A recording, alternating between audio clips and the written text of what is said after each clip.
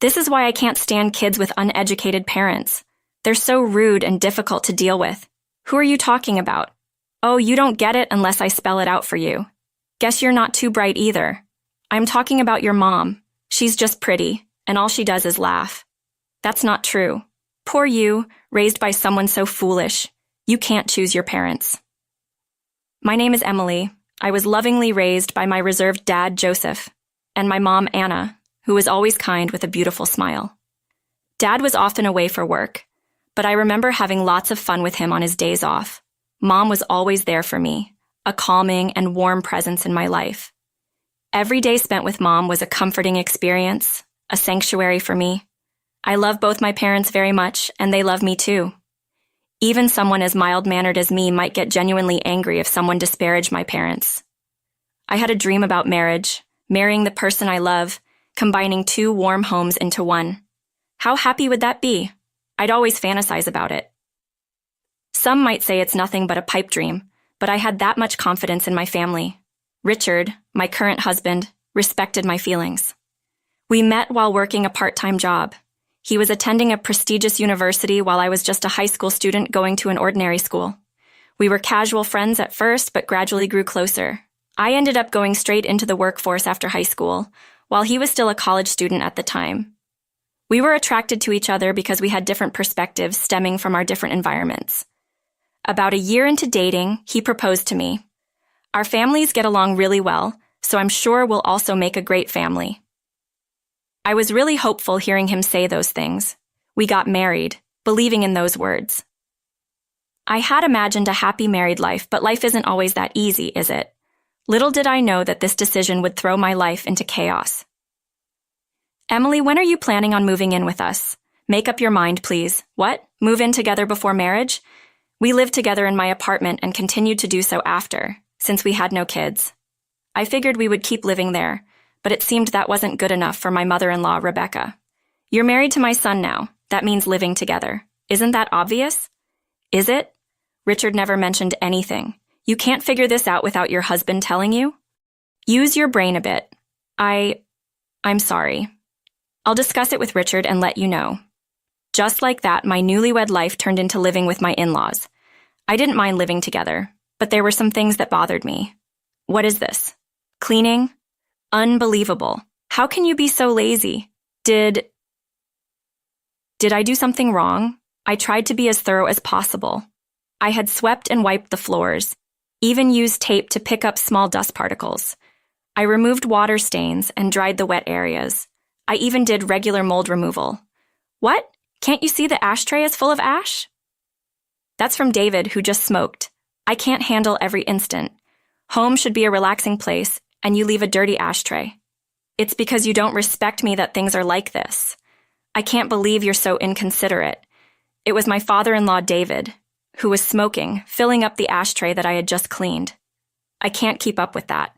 Rebecca just doesn't get it. And what is this food? It's inedible. What kind of upbringing leads to this kind of taste? I think it's pretty average seasoning. What exactly didn't you like?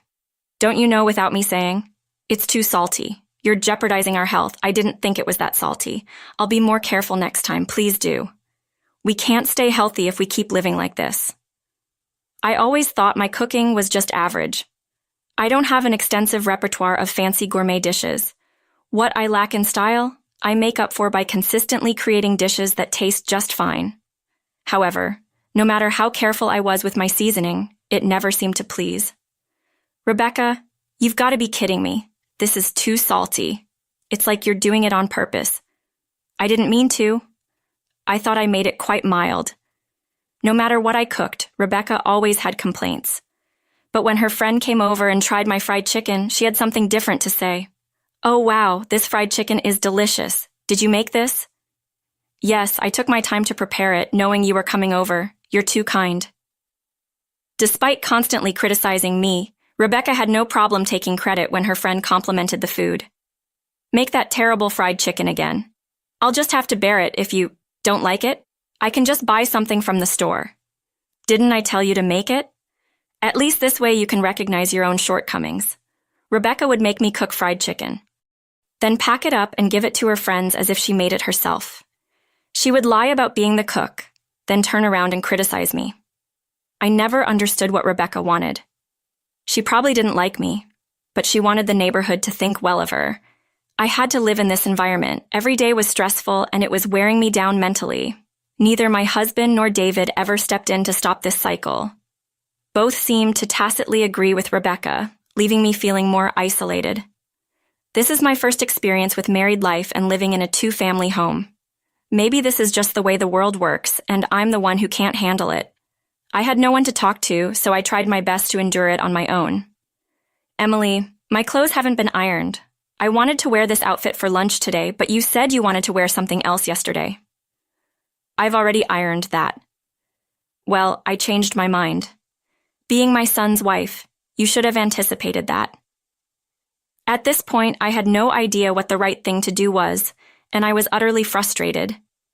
In that house, I felt like I had no allies. I gritted my teeth and put up with it, thinking that patience was my only option. Then one day, the inevitable happened. Rebecca made sarcastic comments to me, as usual. By now, I've grown used to it and don't take it too seriously. Maybe she finds my reactions boring because her attacks have changed lately. You're always so inadequate no matter what you do. I'd love to know your upbringing.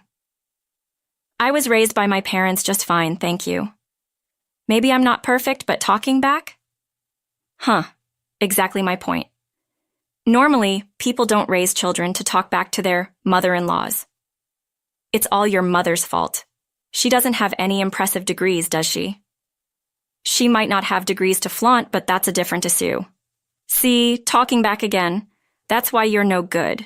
Your poor upbringing really shows. Enough.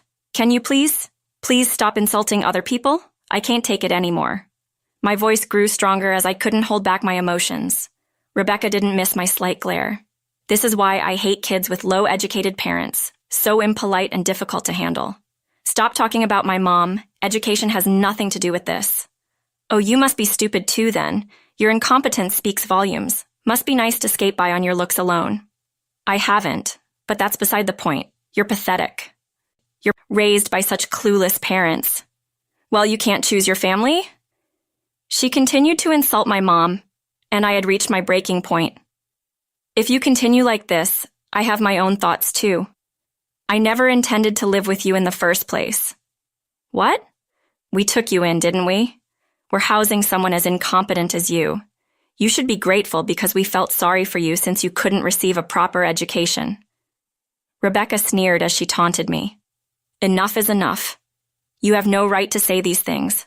At least my mom never raised me to insult other people. David finally broke his silence after hearing our exchange. What's with that tone? Don't you have any respect for us? I'm just giving you guidance. That's what a daughter-in-law should be grateful for. Let me be clear. I have no respect for you. All you do is complain, right? You're unbelievable. You don't belong in this family. Seems like you need some tougher lessons. David seemed quite frustrated with my defiance. My husband watched this whole exchange without intervening or saying a word. This situation is just not right. I thought we'd be a good family. I decided I couldn't stand my husband or his parents any longer and chose to divorce and cut ties. This family is messed up. I can't take it anymore. I'm cutting you all out of my life. What? You're divorcing him? You've got guts. Leave right now. I took David at his word, quickly packed my bags, and left my in-laws' house. I tried to calm myself down, but I couldn't anymore. When I rushed back to my parents' house with my bags, they greeted me with shock. After sharing what happened, they silently hugged me and patted my back. You did well. You didn't do anything wrong, and thank you for standing up for yourself. My mom comforted me in a gentle voice. Dad, quiet as ever, seemed to be contemplating something. After a while, he started to speak. I have a plan, Emily. Take some time off. Leave the rest to me. I was surprised because Dad never says things like this, but his serious expression made me believe him. Since I didn't think things would work out with my in-laws, I drafted divorce papers and sent them, as I had declared. I don't know what my husband thought, but there was no rebuttal from him. All done. Goodbye.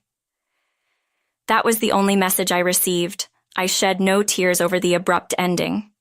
Then the situation took a sudden turn. As soon as our divorce was finalized, Dad sprang into action. "Hey, what's going on? I have nothing to do with this." Out of nowhere, I got a call from Richard. "What's this about? Stop calling me. We're done, remember?" A project I was spearheading just got abruptly canceled. They said they couldn't do business with someone as untrustworthy as me because I hurt Emily. Upon hearing more, I find out that the new project Richard was responsible for got canceled. The reason? Apparently, his dishonesty toward me and the hurt he caused me was to blame. I couldn't see how these dots were connected. As I'm on the phone with Richard, Dad steps in and takes over the call. "Is this Richard? I'm the one who canceled the deal. I don't think you're someone I can do reputable business with." "What? Why are you involved, Joseph? This has nothing to do with you. You don't have the right to call me Joseph anymore. You didn't know that I was the client, did you?" "What, Joseph? You own that company." Turns out the company Richard was dealing with was actually Dad's company. Dad knew Richard was involved and tried to distance himself as much as possible, but after this incident, he reviewed the work and found it to be pretty sloppy. "You're just dumping your work on your subordinates, just like you ignored Emily." "That's not true. I heard from my staff that progress isn't being made. It's not realistic to continue business just for the sake of it. Plus, your family even insulted Anna. Treating my precious family with such cruelty is reckless. That's a misunderstanding. Even after the divorce, your mom kept sending snide remarks to Emily. That's concrete proof. This has nothing to do with me. It's what my mom did. How can you mix this up with business? You're not even competent at your job? Plus, you submitted the divorce papers without any hesitation, didn't you? You never protected Emily from the snide remarks your mom made, did you?" Dad calmly corners Richard with these points.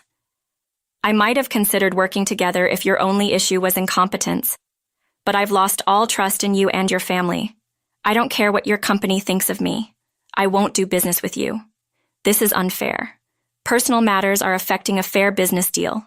If you have complaints, go through the company. From now on, I will only communicate with a company representative." With that, Dad hung up the phone. Continuing from where we left off, things took a turn for Richard and his family. Richard's project got officially scrapped. Though he tried to protest the decision, the company reprimanded him for his laziness. Not only did this put a stop to his career progression, but news of his irresponsible behavior spread. The end result? He was transferred to a remote location. Even though he was in sales, he found himself doing nothing but manual labor at a small rural office. Basically, a demotion. Rebecca and her family showed up at our house, tears in their eyes, offering apologies. But Dad was having none of that. "You've disrespected our family enough. I'm the head of this household, and my job is to protect my family. As far as I'm concerned, what happens to you, who are no longer family to us, is none of our business." Rebecca got pretty emotional, crying and shouting so loudly that the neighbors could hear. "Richard got demoted because of you. What are you going to do about it? If you cared about Richard, perhaps you should have instilled better values. Maybe you should have raised him to be an adult who can protect his own wife." We told them to never contact us again and forcibly showed them to the door. After that, Rebecca stormed into Richard's company to lobby for better treatment for her son. That didn't go over well either. It became a notorious incident within the company, and Richard felt so uncomfortable at his new post that he ended up quitting. Looks like Rebecca's recklessness cost him his job. As for me, I'm taking some time to recover, both physically and emotionally, at my parents' home. I couldn't find it in me to make it work with Richard and his family, especially after they insulted my beloved mom. For now, I'm totally over the idea of marriage. Instead, I want to focus on showing gratitude to my parents and strengthening our